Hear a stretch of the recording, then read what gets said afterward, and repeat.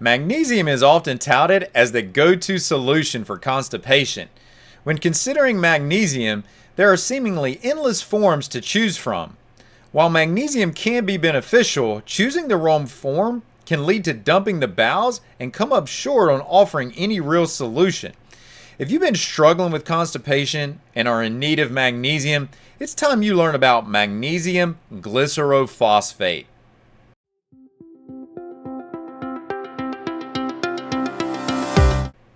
Magnesium is currently one of the most popular mineral supplements. Its benefits are well acknowledged, yet some fail to see results with it, often due to not using the correct form for the application. Commonly, magnesium is stated to be beneficial for constipation, but constipation can be complex, and without a strategic plan, magnesium is not likely to have any effect on the underlying causes. So with this in mind, I want to help you become more deliberate in your choice of magnesium. But before I share with you how to do that, allow me to introduce myself. I'm Dr. Arland Hill, and for the last 2 decades, I've been helping patients make the best nutrient choices to improve their gut function. When it comes to magnesium, the first question you should ask is, what is the application of the magnesium? What am I using it for? Different forms of magnesium excel at different applications. They're not all going to work equally across the board. No single form is great at everything. So what makes magnesium beneficial in a particular application? Well, predominantly 2 things. 1, the dose, and 2, what it's connected to or what it's bound to. Sometimes you'll hear this as what it's chelated to. The application that I'm interested in helping you with today, well, that's constipation. And common forms of magnesium that are recommended for constipation are things like magnesium oxide or hydroxide or magnesium citrate. And the way that these work is that they're predominantly drawing water into the bowels. And there is a benefit there, but there's also a downside as well, in that it's easy to overshoot. In fact, there's multiple downsides here, not just that it's easy to overshoot with these. You can also not be assimilating significant amounts of magnesium because these aren't considered to be forms where you're getting a lot of uptake of the magnesium.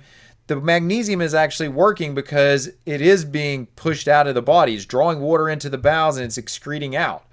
So they're not ultimately being assimilated, and that means that you're not seeing benefit to the smooth muscles in your bowels, and you're not having a strong neurological effect when you're using those forms of magnesium either. Now, I'd say that constipation was complex in the intro, and it is. Some of the causes of constipation can be things like dysbiosis, which just means that you have an imbalance of the microbes in your gastrointestinal tract. You SIBO sufferers out there, you understand what I'm talking about. SIBO is a very, very common form of dysbiosis, the overgrowth of bacteria in the small intestine. But this is not the only reason for constipation. Insufficient amounts of serotonin and dopamine, these significant chemicals in our nervous system. Hypothyroidism, lack of intestinal smooth muscle contraction, where the smooth muscles don't create the response that they need to allow the contents of the intestines to keep moving efficiently through the intestines, from the small intestine to the large intestine and then ultimately out of the body. Other causes of constipation can be stress. Individuals being more predominant in a sympathetic or fight or flight state all the time and not being in more of a relaxed rest and digest type of mode, if you will. Also, what's known as inflammaging, so meaning that inflammation is advancing the aging process at a faster rate, is what we're talking about here. And this ultimately translates into cells that are going to be less functional. These are the underlying causes, and magnesium can help in literally almost every one of these cases that I just shared with you that are linked to constipation. So I want you to think beyond the immediate relief. I want you to think now about long-term correction. And so if we now shift our goal to optimizing intestinal motility to alleviate constipation, well, magnesium can help us be able to do that so long as we choose the right forms and not the ones that I mentioned earlier, like the oxide, hydroxide, and citrate. In this case, the effects that we're looking for from magnesium is that it can help resolve the dysbiosis. It can promote the production of serotonin and dopamine. It enhances the contraction and relaxation cycles of the smooth muscles in the bowels. And while it's often lost quite significantly during stress, we can replace that. And when that stress response is active, we can also begin to have an effect on blocking that stress response, because magnesium is going to block some of the excitatory activity that's often linked to stress. So we get more of what's known as a neurological inhibition or relaxation, or the parasympathetic state that I alluded to earlier. These are all somewhat in the same context, if you will. But this is when normal bowel motility happens. The bowels will begin to move more efficiently in this mode. And even from the standpoint of hypothyroidism, magnesium plays a role in hypothyroidism as well. But to accomplish this, and this is the key point here, and this goes back to my introduction with you, is that we need a form of magnesium with a high stability throughout the entire body. And listen, there are many good forms of magnesium out there. Glycinates, malates, gluconates, aspartates, taurinates, threonates. These are all good forms of magnesium. But for our conversation here, there's one form that excels above the others, and this is magnesium glycerophosphate. If you want to target the underlying causes, you could still combine this with some of the other forms. So if you do still want that flushing effect of the bowels from magnesium, you could still use the oxide, hydroxide, citrate, some combination there, and you could use it at the same time as the magnesium glycerophosphate. But remember, the objective here is that rather than to promote a flushing response, we're going to be dealing with the underlying causes. So that means we want to try to deliver as much magnesium as possible into the tissues. So let me share with you 6 reasons that magnesium glycerophosphate can more efficiently accomplish this. First, it's stable through the stomach. It's not affected by the acidic environment of the stomach. The magnesium oxide, a magnesium chloride, if you will, these forms of magnesium sulfate, these are highly affected by the acidity of the stomach. And what that also means is that those forms become more reactive, and the magnesium is negatively affected if you're taking those forms with food. In contrast, magnesium glycerophosphate doesn't suffer any of these issues. It's not negatively affected by the acid in the stomach, so it can move into the small intestine unaffected by food, whether you're consuming it with food or without.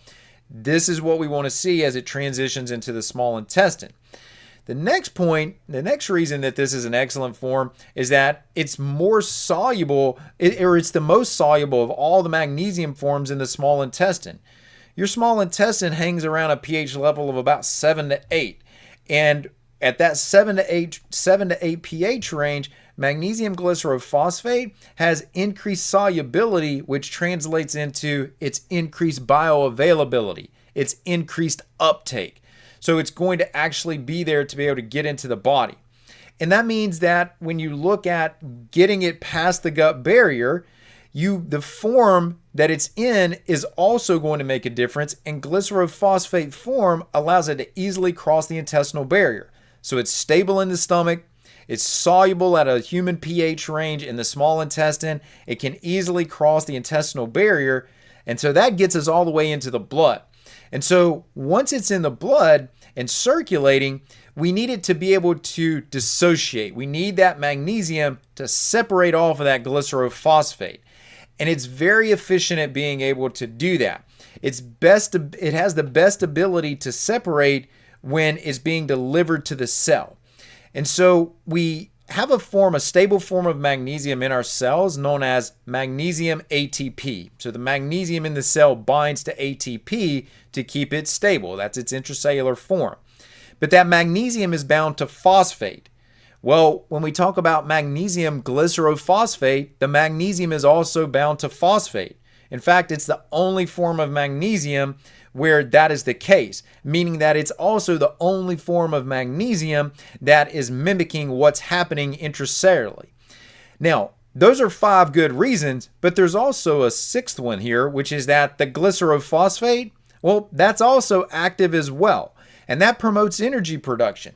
It enhances what's called the glycero-3 phosphate shuttle, and these are pathways that are unique to the brain and the skeletal muscle. And if you think about the brain and the brain being part of that relaxation process, this ultimately helps with that as well. So when you look at how the glycerophosphate form of magnesium can benefit constipation, it does it because it's assimilated so much more efficiently than other forms of magnesium. And it allows that magnesium to ultimately have an impact on the nervous system, on the muscular system, on the hormonal system. The impact is very broad sweeping in terms of what this form of magnesium can allow to have happen. So those are 6 reasons that magnesium glycerophosphate really does excel. It's going to accelerate the repleting process for magnesium. It's going to deal with the underlying causes of your constipation. But I can imagine that many of you are thinking, well, how do I use this? Well, the answer to that is that it's generally best to start with about 200 milligrams in divided dosages here. You can start with less if you need to, especially if you're still using some of the lesser absorbable forms of magnesium, such as magnesium oxide, but 200 milligrams is generally a good starting dose. And you can increase to around 400 milligrams or more in divided dosages of that magnesium glycerophosphate. Now, if this sounds like something that you feel you would benefit from, well, I've included a link in the description to a trusted resource on this. Now, if you're also interested in finding out how probiotics can aid with constipation and SIBO, well, I created a definitive guide just for you. And you can take a look at it by clicking on the video on the screen right now.